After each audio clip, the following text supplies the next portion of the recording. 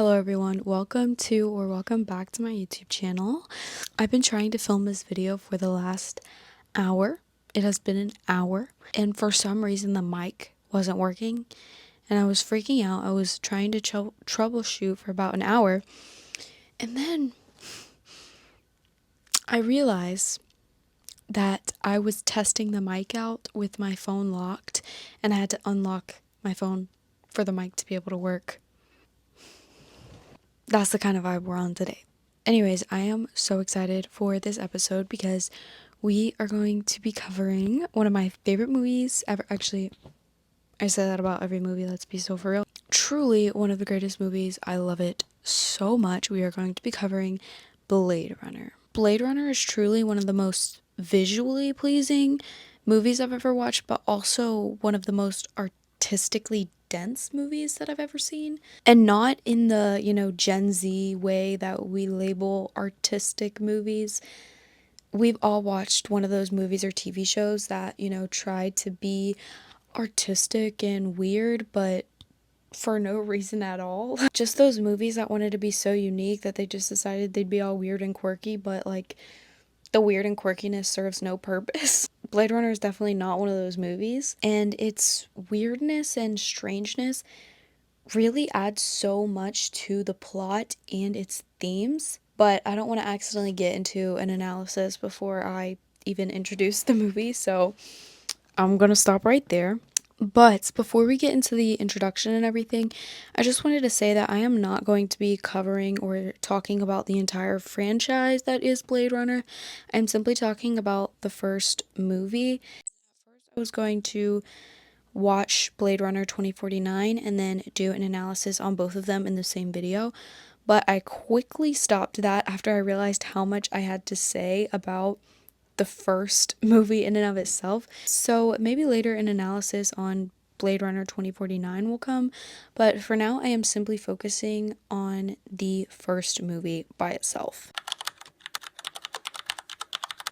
Okay, I pulled my hair back because I feel like you can't see my face and it was bugging me.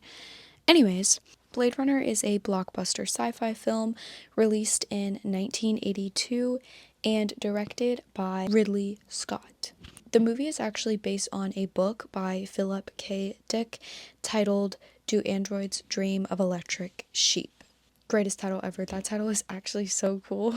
But the movie starts in 2019 in a dystopian version of Los Angeles. And it follows our main character, Rick Deckard, who is a retired police officer. And during this time, the Tyrell Company was a huge organization that created these humanoid beings called replicants that they used as labor in the offworld colonies, which we will get more into the replicants and the offworld colonies a little bit later. However, after a very brutal battle, it is decided that replicants will be banned for use on Earth with a few exceptions, but we're not really going to get into that. And our main character, Rick Deckard, was actually a former Blade Runner. And a Blade Runner is an assassin that is assigned to retire or kill these replicants. In the very beginning of the film, Deckard is detained and brought to his former boss, where he's assigned to kill 4 replicants that had come to Earth illegally. And these replicants are Leon, Zora, Pris, and Roy Batty. In the beginning, he was a little bit hesitant, but eventually he agrees, and he begins his investigation at the Tyrell Corporation itself. And he performs the void comp test on a test subject whose name is Rachel. And as he's doing this test, he discovers that Rachel is actually an experimental replicant that believes she is human. And this is because she has been loaded with the memories of Eldon Tyrell's niece. Over the course of the movie, Deckard hunts and retires replicants Leon and Zora.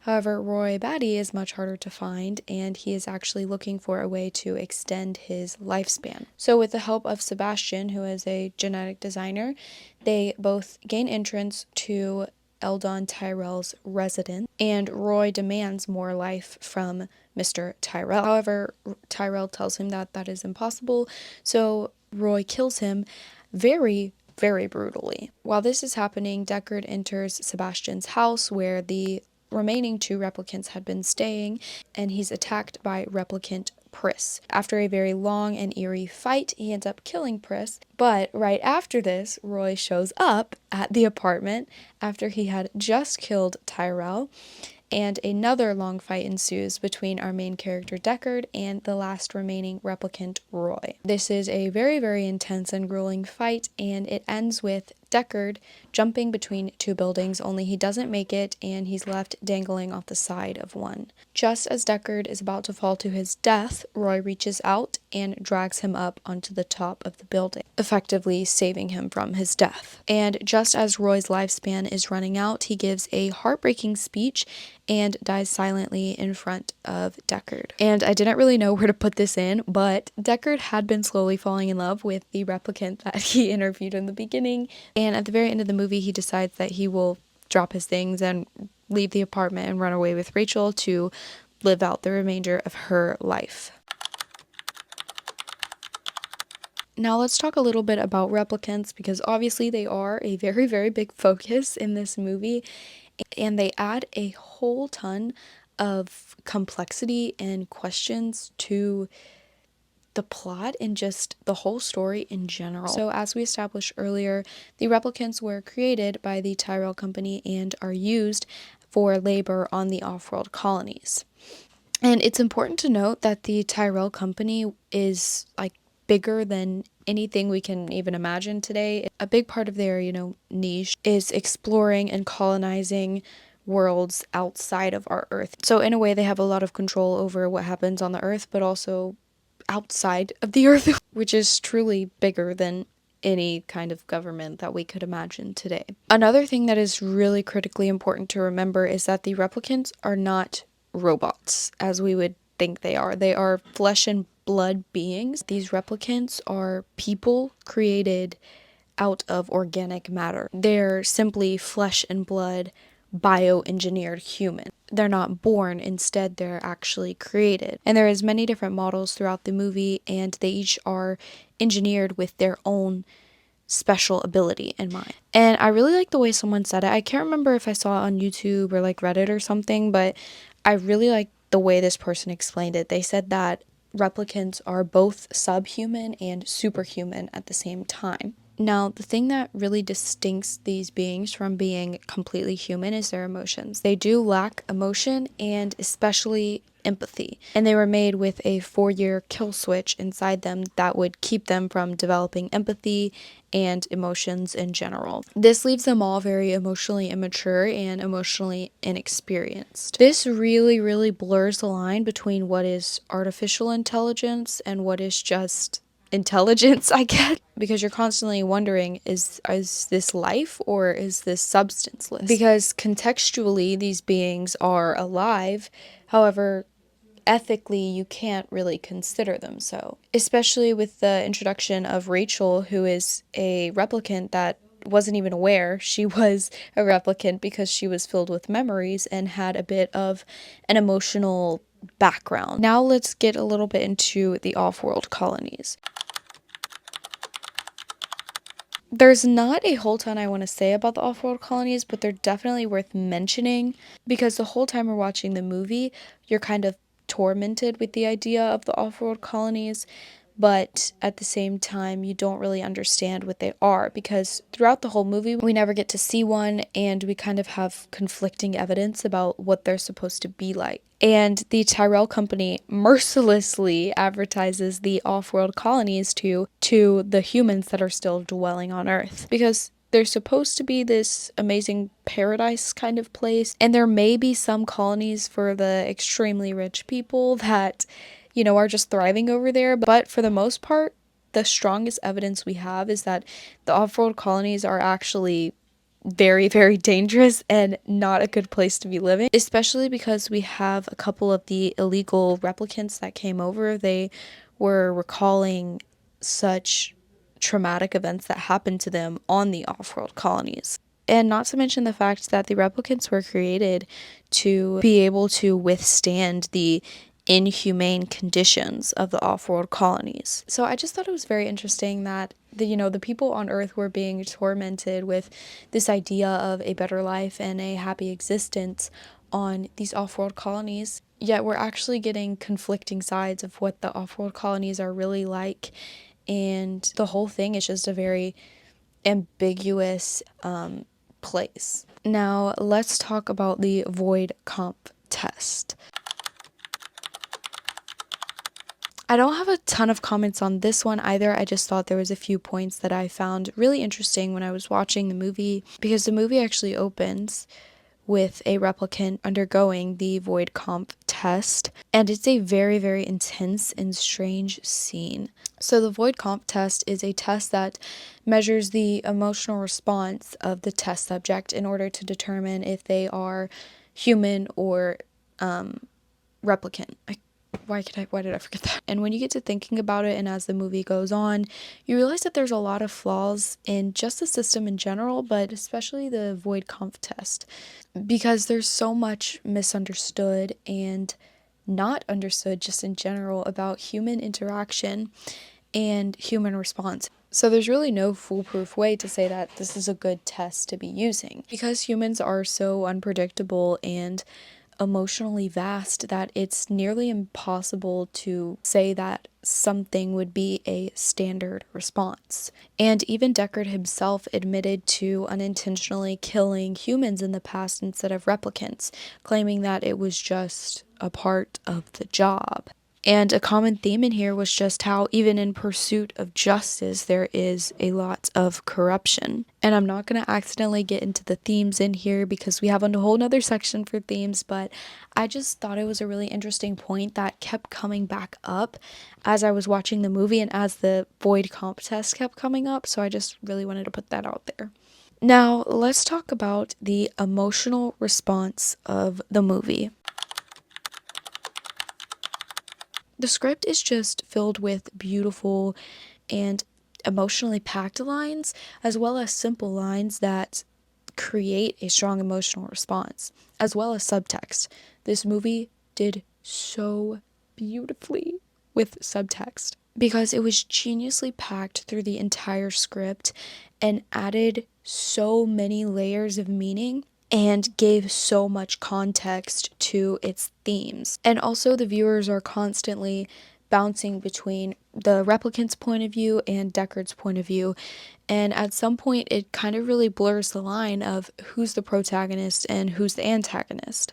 And this creates a very conflicting feeling inside of the viewer. And because of this kind of bouncing back and forth and blurring of lines, it really helps the movie be emotionally charged as well as oddly emotionally neutral. And because of this, it creates problems and arguments that really conflict with the reader's emotions and kind of force them to explore the themes and answers themselves instead of these answers being clearly laid out. And this is genius storytelling because, in general, if themes and messages are left too ambiguous, then you risk the viewer kind of losing the plot and also not recognizing the intricacy of the story. But if the messages are too clearly laid out, then it just comes across as cringy and really discourages the viewer from wanting to explore the story more. Rey Skywalker. Blade Runner teeters this line so perfectly because instead of doing either one, it simply evokes this strong emotion within the viewer that forces them to explore the complexity of the plot and its themes, and basically forces them to recognize just how deep this movie is. Now, let's talk about Rachel's complexity. This is a whole thing. You guys, I need to take a breath before this section of the video. So remember that replicants are the same as humans in every way. They are flesh and blood beings. They have a body, a brain, a heart, the whole deal. They have it all. But the difference is they are different emotionally. They were not created with emotions, and especially they don't have empathy. And their 4-year lifespan leaves them emotionally immature. And these emotions that they seem to have are simply just learned from others around them and are not a natural response. This, however, is challenged with the introduction of the experimental special replicant who is Rachel. This, however, is challenged. She is filled with memories of another person in order to have an emotional background.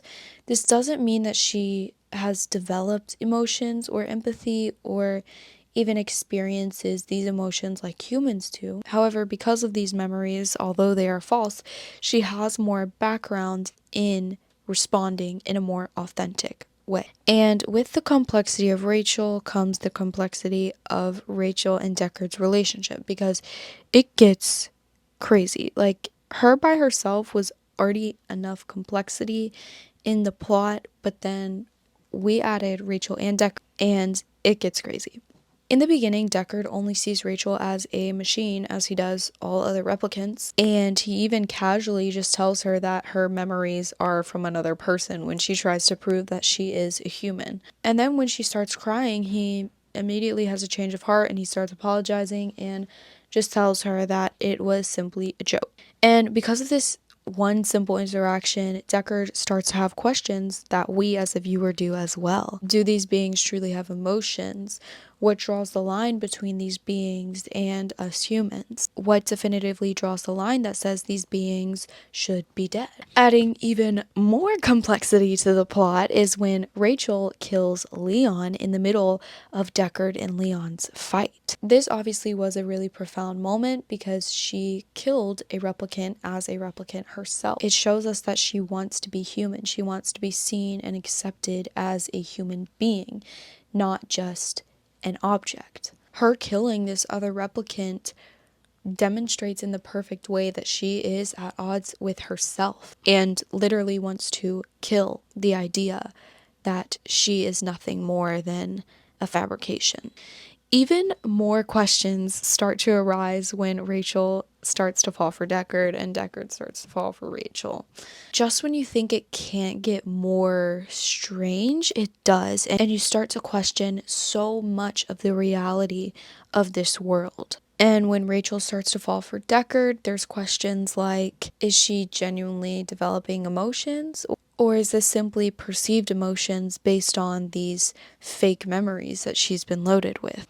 There is a specific scene where all of our questions and confliction for both the audience and Deckard comes to really a head. And it's the scene where Rachel is trying to leave his apartment, but just as she's about to leave, Deckard slams the door, won't let her leave, kind of shoves her up a little bit against the wall. Girl, bye. I just watched this clip again for the video, and let me change my verbiage.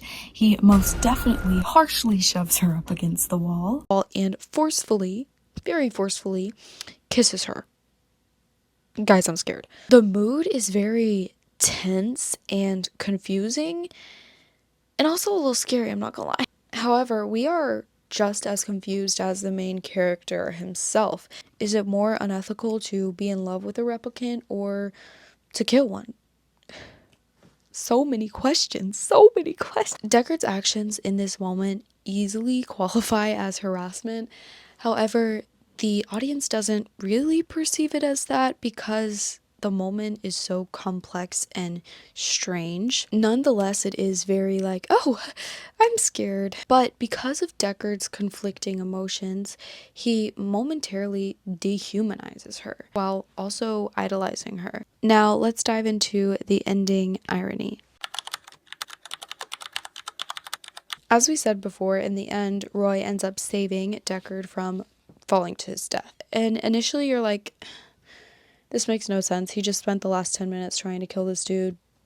Why? Why is he just saving him now? After all this, you decide to save him. However, after a few moments, we realize that this actually makes a lot of sense. Roy was dying the entire fight. His lifespan was running out. Him fighting and trying to kill Deckard was simply just delaying his timeline and trying to fight the system. Feeling himself dying and running out of time, he was able to see his life through a different lens. Glasses were annoying me again. Anyways, he was able to see his life and life in general through a different lens. In the moment, he was able to value human life more than the human himself, more than Deckard. He saved him not because he developed emotions or empathy or to do it for the greater good, but because he had such a reverence for life itself. This is more human than human. In the beginning, we hear this statement, we hear the Tyrell chant, okay, more human than human. And we immediately think we know what it means. We initially think, yeah, these are bioengineered beings. They're nearly perfect. They're created to do their job and they do it well. They don't have any flaws, etc., etc. They are figuratively more human than human. When in reality, we realize that the only way something can be more human than human is actually to lack human qualities, because they will inherently have more reverence for things that humans take advantage of.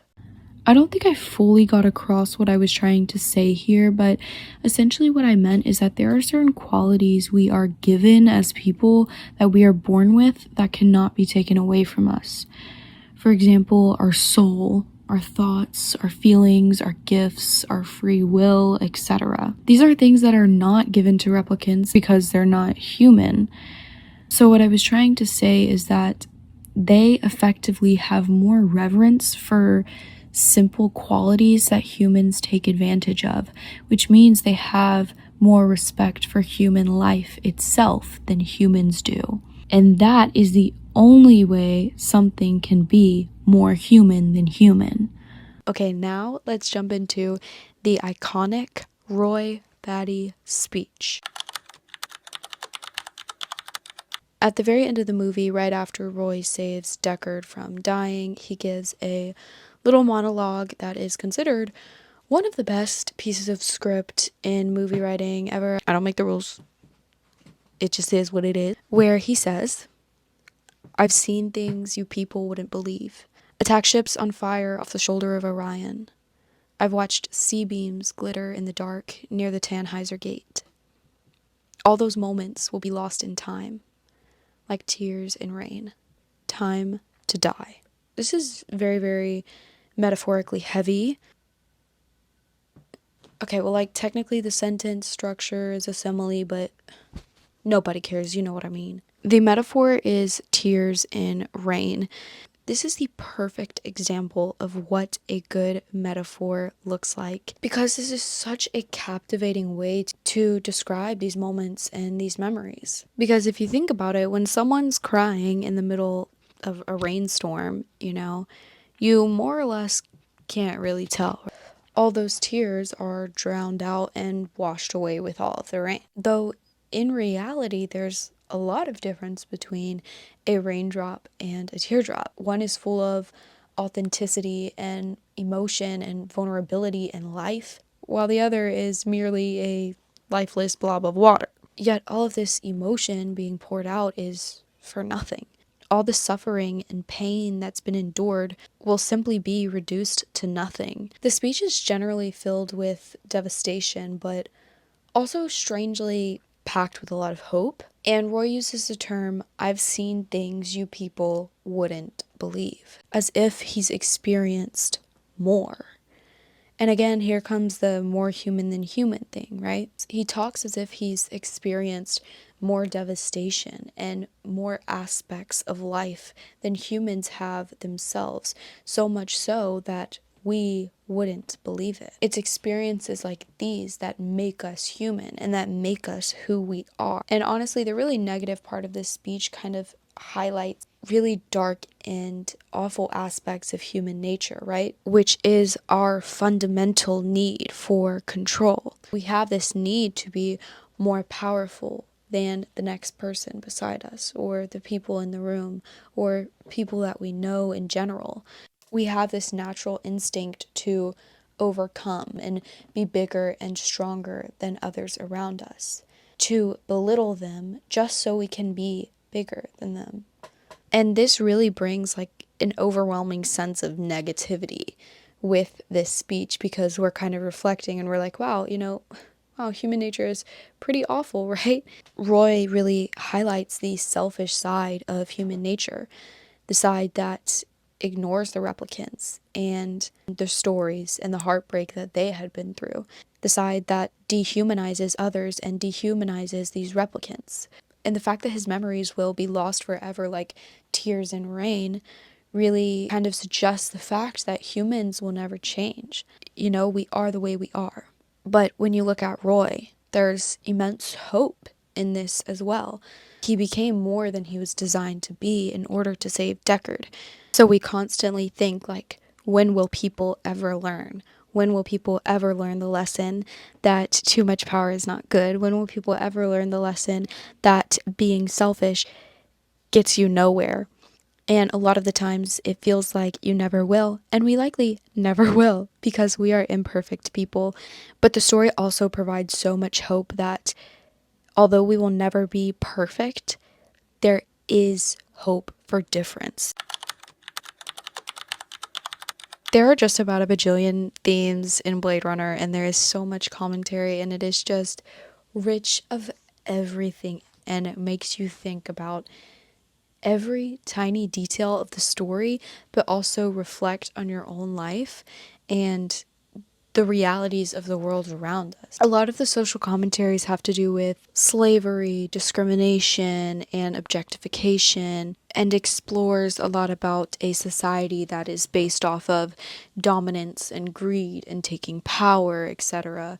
Which, when we think about it, is not that much different from our world today.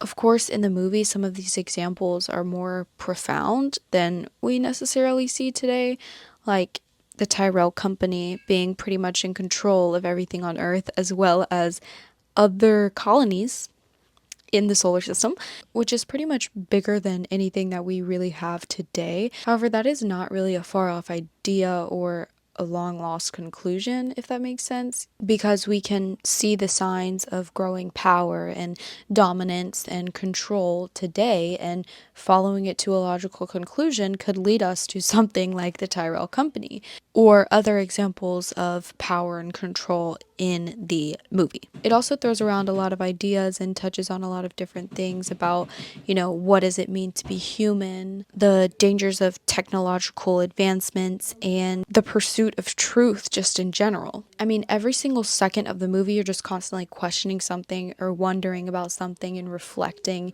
A big question that I think is really, really prevalent throughout the whole movie is, if replicants were really introduced to the real world, would they have rights? You know, would they deserve rights? Which is a crazy, crazy sentence to say. You never think you would say it, but it just really goes to show that when our reality is challenged, it inherently challenges our fundamental truths, you know? Another thing that you really think about is, what does it mean to have a soul? Because throughout the movie, you realize that there's so many aspects of us as humans that we live with, but don't entirely understand. Maybe not even entirely, we don't understand it at all. For example, our soul is this thing that we're just given, and we sort of live in ambiguity with it our entire lives. We don't really have the ability to understand something like that.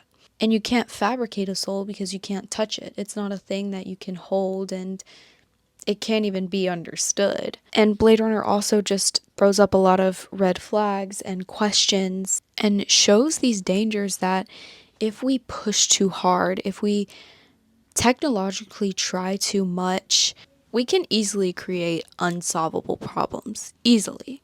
And the only solution to these problems may be the answer to a question that we don't even have the ability to understand. And I mean, if you think about it, we have real life examples going on now. I mean, Elon Musk and him trying to build the robot Optimus that he claims will revolutionize labor and help colonize Mars. Why is it literally the plot to Blade Runner? Hello? Hello?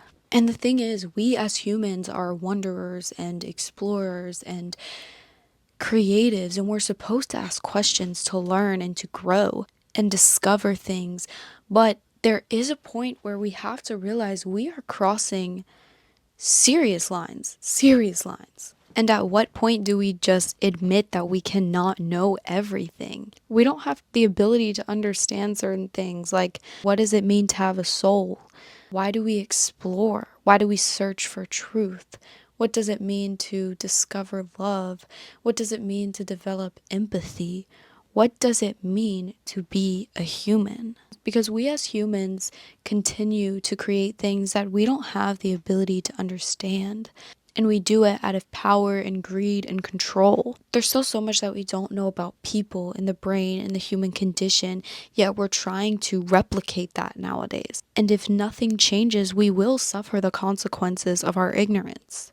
However, our future is not just a big, bleak mass, okay? And I think that's the often missed but most important theme in Blade Runner is the hope that it brings. Because in this fictional world that's really not so different from our own, we see these awful, awful realities of humans and human nature and technology, and we feel completely helpless to the powers that be, you know? Like I mentioned earlier in Roy's speech, the ending just provides so much hope that although we will never be perfect and it may never feel like the world can ever learn a single lesson, there is hope that we as individuals can change. And that truly is so, so impactful and hopeful and just encouraging in general. But anyways, that is the end of my Blade Runner analysis. This movie is so deep. I could keep going. I could keep going. But I tried not to get off on too many tangents because I was writing the script and I was just going off on crazy tangents, just like there's so much to unpack in this movie, and I could genuinely keep talking and talking and talking about it and all the minute little themes and stuff, but this video is already long enough. So I hope you enjoyed the video. Hit the like button, hit the subscribe if you liked it, and let me know what I should do next. Bye guys.